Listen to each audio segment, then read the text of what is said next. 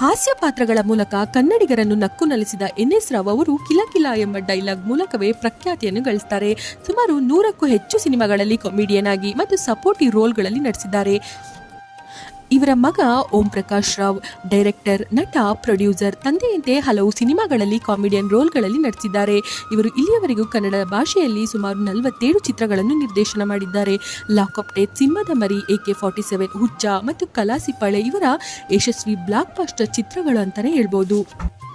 ಇನ್ನು ಓಂ ಪ್ರಕಾಶ್ ರಾವ್ ಅವರ ವೈಯಕ್ತಿಕ ವಿಚಾರ ನೋಡೋದಾದ್ರೆ, ಮೊದಲನೆಯದಾಗಿ ಇವರು ರೇಖಾ ದಾಸ್ ಅವರನ್ನು ಪ್ರೀತಿಸಿ ಮನೆಯವರ ವಿರೋಧದ ನಡುವೆಯೂ ಮದುವೆ ಕೂಡ ಆಗ್ತಾರೆ. ಇವರಿಗೆ ಶ್ರವ್ಯ ರಾವ್ ಎಂಬ ಮಗಳು ಕೂಡ ಇದ್ದಾರೆ. ಈಕೆ ಕೂಡ ಚಿತ್ರರಂಗದಲ್ಲೇ ಸಕ್ರಿಯರಾಗಿದ್ದಾರೆ.